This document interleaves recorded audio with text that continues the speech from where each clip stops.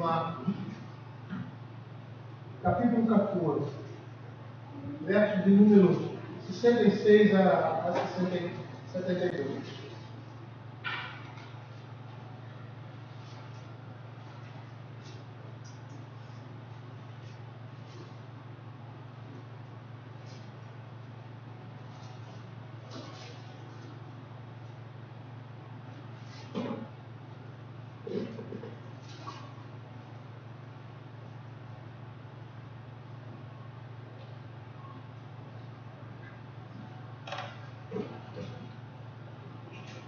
Vou fazer essa leitura, eu queria que os irmãos acompanhassem.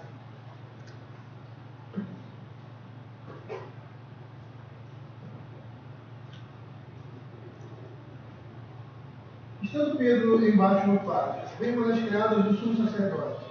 Vendo a Pedro, que se aquentava, fixou e disse: Tu também estavas com Jesus de Nazaré. Mas ele negou, dizendo: Não conheço, nem compreendo o que dizes. E saiu falando ao prende e o galo tocou. E a criada, vendo-o, tornou a dizer aos circunstantes: Este é um deles. Mas ele outra vez negou.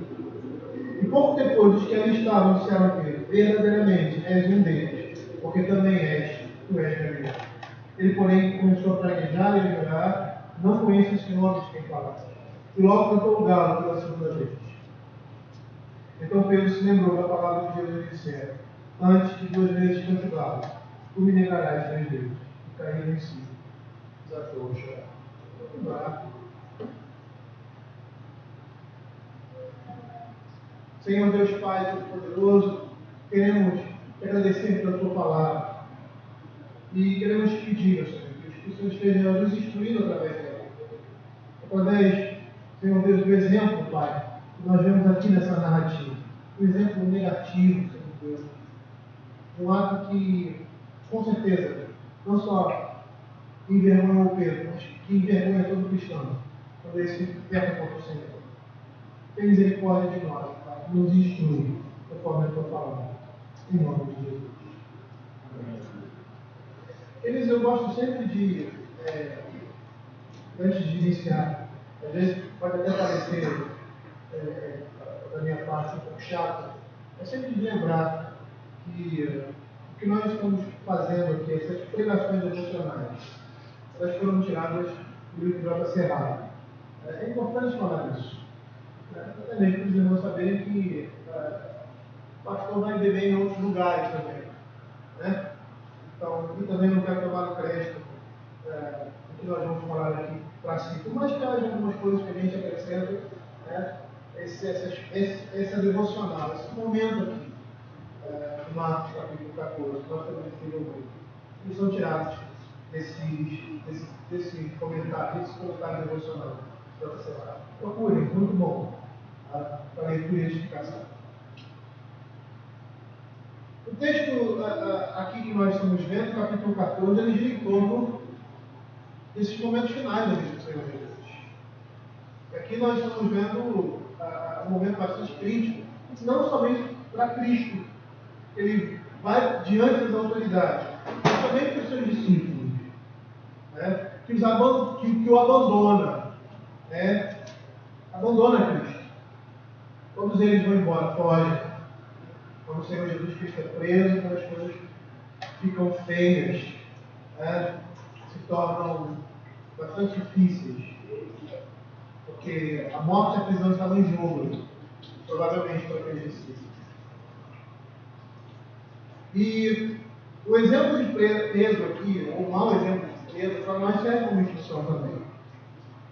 Nós vamos perceber que não há coisa mais sofrida, mais melancólica e triste do que ver um verdadeiro crente cair no pecado. É terrível. Embora nós saibamos que Pedro, todo verdadeiro crente, e aqui no caso Pedro, ele foi restaurado pela misericórdia divina, nós vamos perceber que por causa dessa queda, não somente Pedro, mas muitos crentes, todos os crentes, cara, perdem muito por causa disso. Nesses versos nós temos Um exemplo disso. Como Pedro negou a Cristo. Uma narrativa dolorosa, mas instrutiva para nós. E no último verso, lá no verso 72, esse caindo em si, desatou a chorar. Sabemos que foi um momento difícil na vida daquele homem. E a partir daí nós queremos tirar algumas lições. Uma delas é quão profunda e vergonhosamente um crente,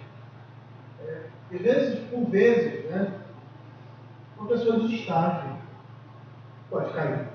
Um santo de Deus pode cair.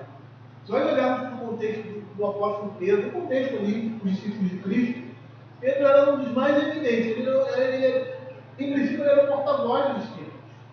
Você vê na narrativa do Senhor Jesus, ele representando sempre os discípulos. Não é toda a história da coluna depois da morte do Senhor Jesus. Tá? Ele era um dos discípulos eminentes, era um dos mais próximos também do Senhor Jesus. Dos 12, ele era um dos 10 mais próximos do Senhor Jesus. E não só isso, Pedro, lá em Mateus capítulo 16, versos 17 e 19, vamos abrir Mateus capítulo 16, ele faz uma confissão que é extremamente importante.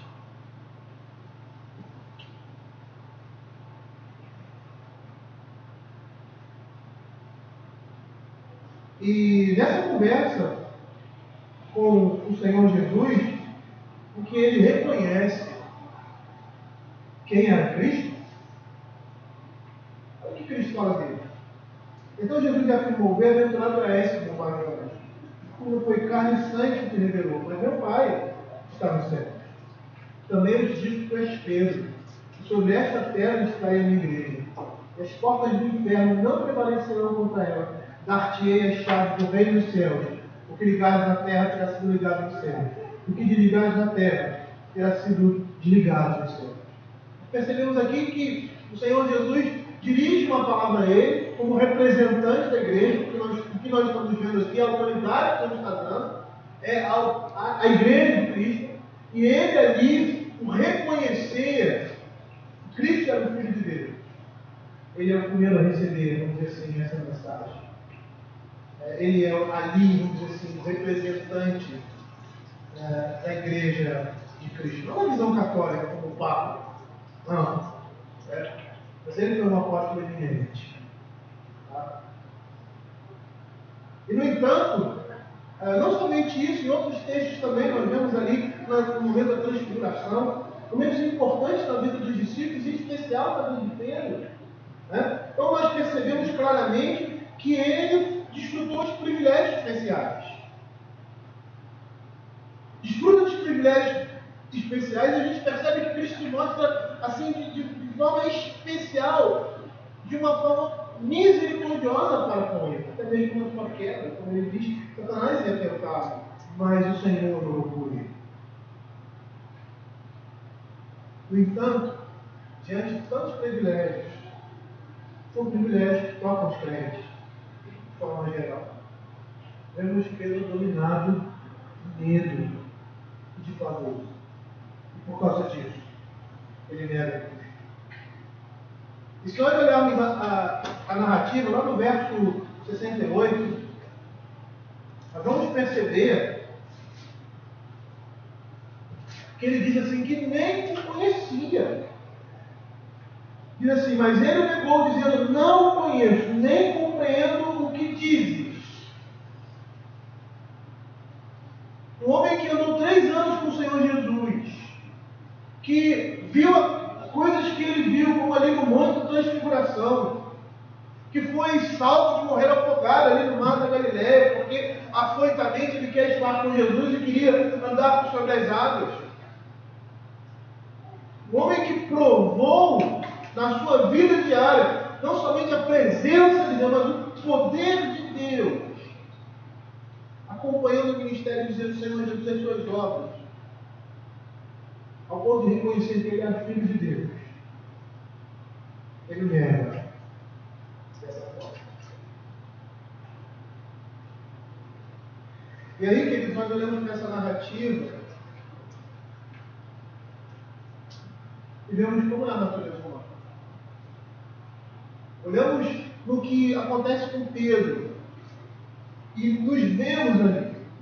Nós estamos vendo o que acontece com os melhores homens. E nós vamos perceber que mesmo após a nossa conversão, nós somos cercados de fraquezas. Somos sujeitos a cair. É engraçado, porque vira e mexe, às vezes a gente se decepciona com homens que são vultos para nós. Como a Ana fala. Às vezes pela sua prática de igreja. Poxa, eu não pensava que a igreja dele era assim. É alguma coisa assim meio estranha. Né? Ou na sua prática de vida. Né? Não que necessariamente seja pecado. Né? Nós vemos que, às vezes, aquilo é incompatível, de certa forma, com o Evangelho, ou por causa do comportamento cultural, ou por qualquer outro motivo. Mas o que nós percebemos aqui, nós estamos percebendo aqui, é a fraqueza da natureza humana, e que mesmo depois de nossa conversão, nós somos cercados de fraqueza e somos sujeitos a cair. Porque essa natureza humana permanece em nós. E muitas vezes nós nos deixamos enganar no meio dela. Por isso que a vigilância é importante. E enquanto estivermos nessa situação, nós devemos nos cercar de uma atitude de oração, de um espírito de humildade. Enquanto estivermos nesse corpo, que é corruptível.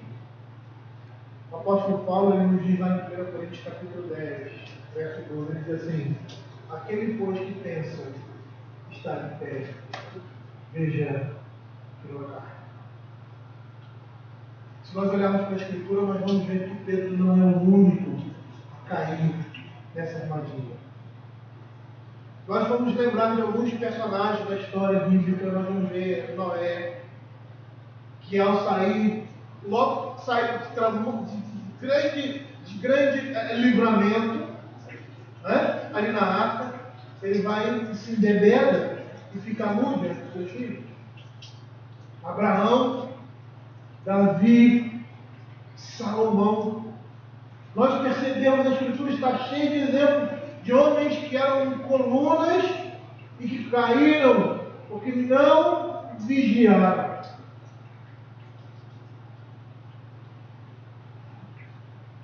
Isso mostra a infecção do pecado na natureza humana. É interessante a leitura aqui de Gênesis, a questão de Noé. O Senhor olha para a sua criação, para os homens, né? E se entristece e propõe a destruir toda a humanidade, restando somente uma família, a família de Noé, porque o Noé achou graça, ou melhor, foi agraciado por Deus. Noé era um homem temente a Deus. E aí, toda aquela narrativa, todo aquele acontecimento, o mundo sendo destruído, sendo imergido debaixo d'água, e somente aquela família, a família de Noé, sendo salva, e seus filhos, e as suas esposas, depois de tamanho livramento, ele abre a porta da arca e sai. A primeira coisa que ele faz, ele mostra que a natureza humana, a marca do pecado, estava ali, presente. Aquela família que foi salva, que foi separada, que foi escolhida diante de toda a humanidade. Isso é instrutivo para nós. Temos duas mensagens aí. Em primeiro lugar, a nossa natureza humana que é pecadora e a graça de Deus que supera o nosso pecado. Qual deve ser a nossa atitude diante disso, queridos? A nossa atitude diante disso deve ser lembrar que a Escritura diz, por exemplo, em Miqueias capítulo 6, verso 8. A palavra de Deus assim: Ele te declarou ao homem o que é bom e que é o que o Senhor pede de ti. Que pratiques a justiça, ames a misericórdia e andes humildemente com teu Deus. Se nós formos lá no fundo, atentarmos para o pecado de Pedro, nós vamos ver que dentro da raiz do seu pecado está o orgulho. Porque ele foi um daqueles homens que disse: Senhor, eu jamais farei isso. Se possível, eu morrerei por você. E a sua atitude foi uma atitude deprimente, porque ele nega veementemente que conhecia o Senhor Jesus. Precisamos ter isso em mente. Saber que nenhum de nós é suficientemente forte para sozinho conseguir superar qualquer prova ou qualquer provação. E antes, humildemente, com Deus. Uma outra coisa que nós podemos ver aqui, está diretamente ligado ao que nós acabamos de falar, é que uma pequena tentação pode levar o crente a uma grande queda, a uma queda vergonhosa. Se nós olharmos para o texto bíblico, lá no verso 67, vejam aí, nós vamos perceber que o início da tentação de Pedro foi simplesmente uma recordação de uma serviçal, de uma criada. E vendo a Pedro, verso 66, estando Pedro embaixo do pátio, bem quando as criadas do sumo sacerdote, e vendo a Pedro que se atentava, fixou e disse: Tu também estavas com Jesus Nazareno? O início da tentação de Pedro não foi algo grandioso, não foi alguma coisa que o apertasse contra a parede. Não, simplesmente uma criada, e aparentemente aqui nós não vemos no texto se ela fez essa observação querendo fazer uma crítica ou foi somente uma observação, né? Ela diz que Pedro costumava acompanhar Jesus. E se nós olharmos o contexto dos criados, dos serviçais ali, naquele período, eles não tinham valor de nada.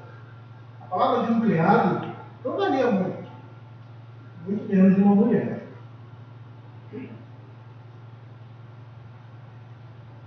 E o que nós estamos vendo aqui é que uma mulher que era criada diz para Pedro assim: as pessoas estavam, você estava junto comigo, você acompanhava comigo. Somente aquilo foi suficiente para que a fé daquele homem se perdesse, para que ele abandonasse ao Senhor Jesus, aquele que anteriormente disse que morreria por ele. Ele teme, ele fica com medo da voz de uma pessoa que é um serviçal, que não tinha poder algum sobre ele. Mas mesmo nessas circunstâncias, ele nega Cristo. Parece que aqui não estava num contexto de situação de morte ou de perigo iminente para ele. Como foi anteriormente lá, quando os guardas do templo foram prender o Senhor Jesus, e que ele estava presente. Agora é uma situação completamente diferente, muito mais confortável. E aquele principal discípulo do Senhor Jesus, ele é desencorajado pelas palavras de uma serviçal. Não eram as autoridades que estavam ali, não eram homens armados que estavam ali, era apenas uma criada. E a gente olha aqui, a gente percebe que nenhuma tentação ela é tão pequena ou insignificante que não possa nos vencer. E às vezes nós achamos isso. Né? Nós achamos que podemos resistir a qualquer tipo de tentação sem orar e vigiar. E aí nos enganamos profundamente. Por quê? A menos que estejamos em oração e vigiando, nós não poderemos resistir da tentação. O menor que ela seja. Nós não podemos resistir a qualquer tipo de tentação pelas nossas próprias forças e sairmos ilesos de qualquer que seja a dificuldade. Isso é um engano do nosso coração. O apóstolo Paulo, ele reconhecia que ele poderia passar por toda e qualquer situação quando o Senhor o fortalecia. Abra o Filipenses capítulo 4. Esse texto é muito interessante para nós e muito mal interpretado, né?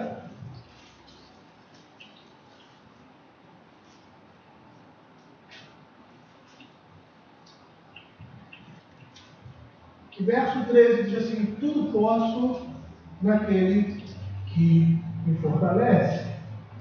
O apóstolo Paulo está dizendo que ele poderia passar por qualquer coisa, por qualquer situação, porque o Senhor o estava sustentando. E aqui o texto ele está. O foco não é na força do apóstolo Paulo, mas é no Senhor. E se nós olharmos o verso anterior, nós vamos perceber uma situação interessante. Por quê? Porque ele diz assim, que ele vivia contente em toda e qualquer situação, e toda e qualquer situação é uma situação de tentação.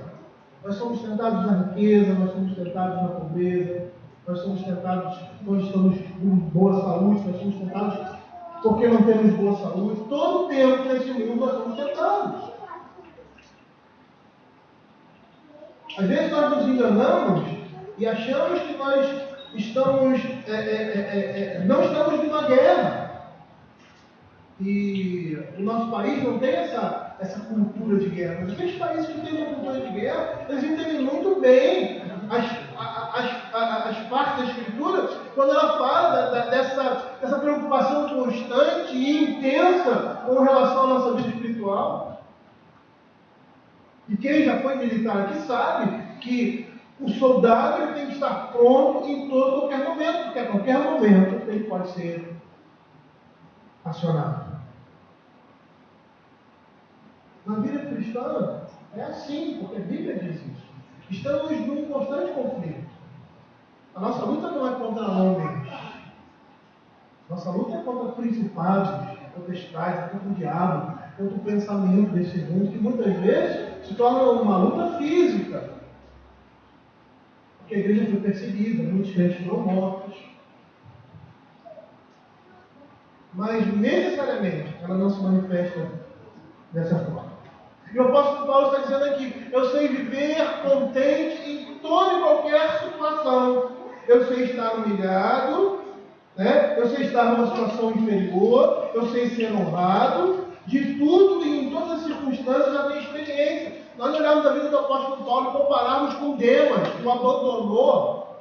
E qual foi o pecado de Demas? Paulo diz que ele amou o presente século. Demas, segundo os comentaristas, foi um homem que olhou a situação que Paulo estava vivendo, ele era companheiro de Paulo, viu que a coisa estava feia e foi embora.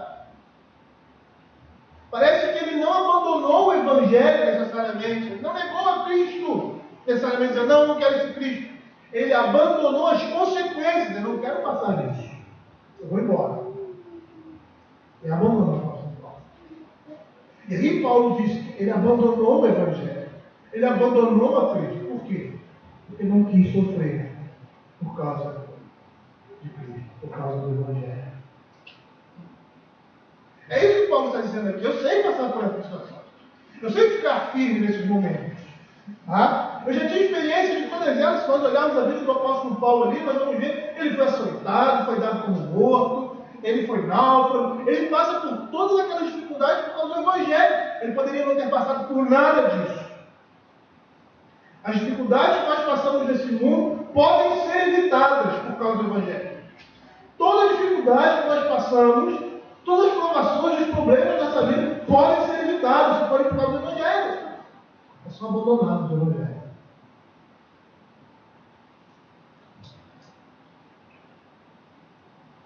Mas os verdadeiros crentes são aqueles que partem por essas coisas, que enfrentam de peito aberto essas coisas, por causa disso.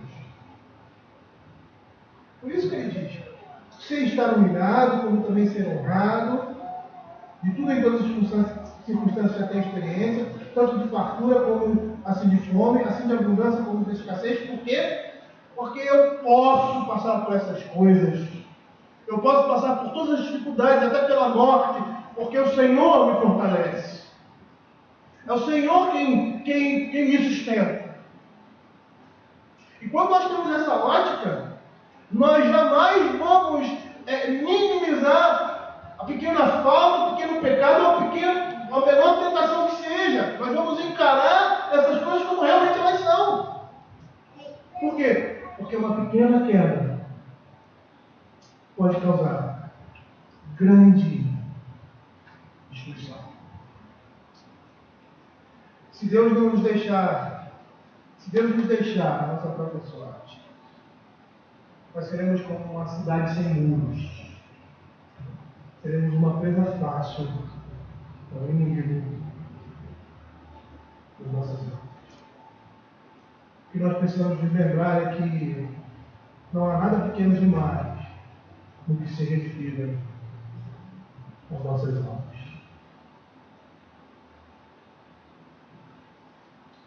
E por último, nós vemos aqui no texto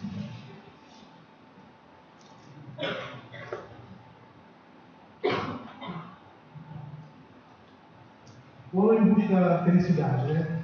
Até nós crentes sabemos que o propósito da nossa existência não é buscar a nossa felicidade, mas a glória de Deus. E muitas vezes buscar a glória de Deus vai trazer para nós o quê?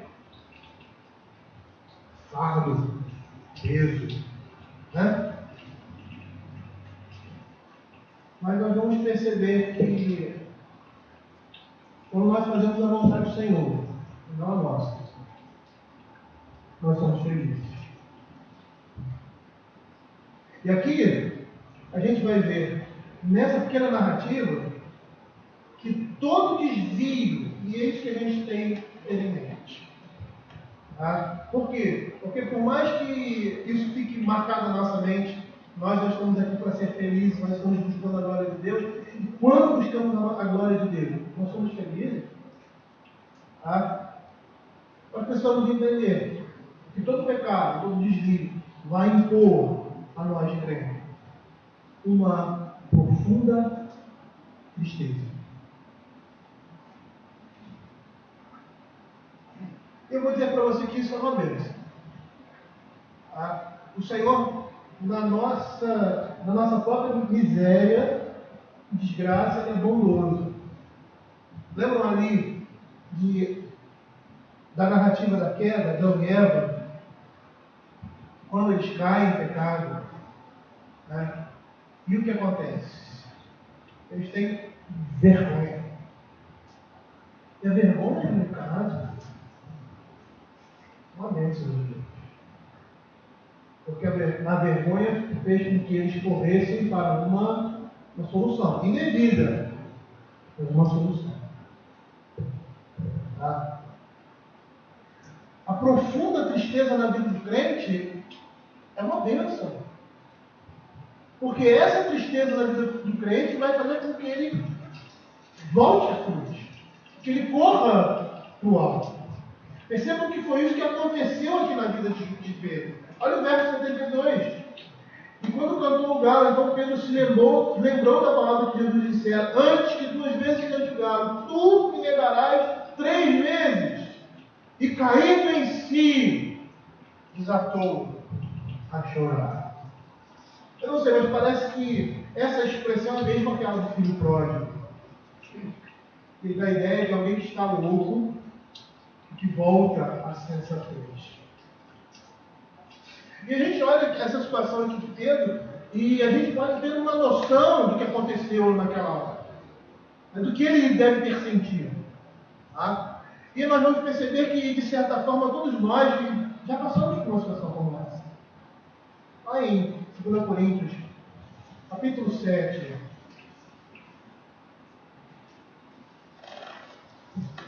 verso 10. A palavra de Deus diz assim: porque a tristeza, segundo Deus, produz arrependimento para a salvação, que a ninguém traz pesar, mas a tristeza do mundo produz morte. A tristeza, segundo Deus, leva para o arrependimento. Nós podemos ver aqui a vergonha, o amargo arrependimento, o sentimento de profundo pesar e dor no coração desse homem. E nós vamos ver que é isso mesmo o que o salmista diz lá no Salmo 32, quando ele diz que o seu vigor se tornou em sequidão de estio, ou seja, o seu vigor, a sua força, se tornou como algo seco num verão escaldante. Ou melhor, um deserto sem água. E se a gente for olhar uma queda tão tola, tão simples, uma coisa tão sem importância, uma mulher, uma serviçal, não acusando necessariamente, você poderia acusá-lo. Que autoridade ela teria sobre ele? Ele poderia ter ficado calado, se levantado e ir embora. E da mesma forma estaria pecando, mas seu pecado seria menor. Mas a atitude dele não foi essa. Uma queda tola, diante de constantes avisos da parte do Senhor. Como Pedro se assemelha a nós? Como Pedro se assemelha a nós? Porque a experiência dele representa a nossa experiência. Todos que passaram por essa situação, por essa mesma experiência, descobriram que tiveram que colher uma amarga colheita por causa disso. E nós sabemos que Pedro, como esses também que caíram e se levantaram, eles foram gratuitamente perdoados por Cristo e tiveram seus pecados apagados, não tem mais dívidas diante do Senhor, como Pedro não teve mais. Mas apesar disso, eles tiveram que verter muitas lágrimas. E nós precisamos estar atentos a essas coisas, porque o pecado, com certeza, vai nos causar tristeza e graves danos. E nós precisamos perceber, entender o caminho da santidade, o caminho da felicidade. O caminho da santidade é o caminho da felicidade. O homem busca a felicidade no Senhor. Mas ele busca a felicidade tentando satisfazer os seus desejos carnais, os seus desejos. Nós não buscamos a felicidade no Senhor. Nós buscamos a glória de Deus. E ao buscar a glória de Deus, nós seremos felizes. Nós estaremos trilhando esse caminho. Eu queria terminar com o Salmo 32, verso 10. Salmo 32, verso 10.